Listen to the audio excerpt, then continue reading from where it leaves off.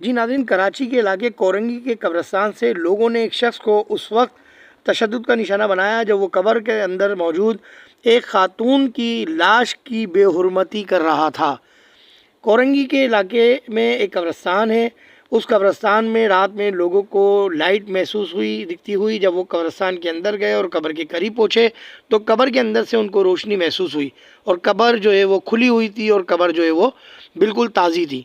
जब उन्होंने कब्र के करीब से उस शख्स को बाहर निकाला तो बुरना हालत में था और एक खातून की लाश से जो है वो उस लाश की बेहुरमती कर रहा था।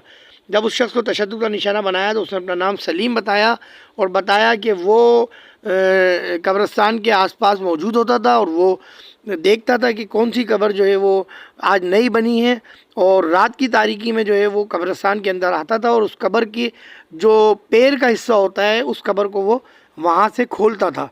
और जब कब्र में कोई ख़ातून की जो है वो तदफीन हुई होती थी तो उस ख़ातून के साथ जो है वो मकसद कब्र की ख़ातून की जो वो लाश होती थी उसकी बेहुरमती करता था।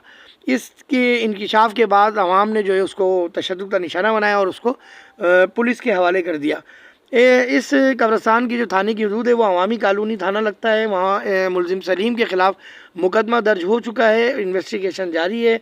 मुलजिम जो है ये 8 साल कबल भी जो है ये एक कब्रिस्तान से इसी तरह ख़वातीन की बेहुरमती लाशों की बेहुरमती करते हुए पकड़ा गया था और उस वक्त भी इसको जो है अवाम ने पुलिस के हवाले किया था। अवाम के अंदर बड़ा गम गुस्सा है और ज़ाहिर है अवाम का ये कहना है कि कब्रिस्तान के जो गोरकन होते हैं क्या वो रात की कोई उनकी किसी की ड्यूटी नहीं होती, या रात में जो है वो ऐसे भेड़िए नुमा इंसानों को जो है वो कैसे कब्रिस्तान में दाखिल होने देते हैं।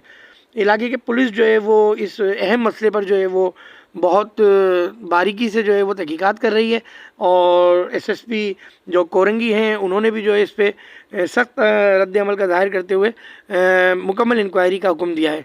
सेंट्रल न्यूज़ 11 से कैमरामैन रजब बादशाह मुनीर अहमद को इजाज़त दी।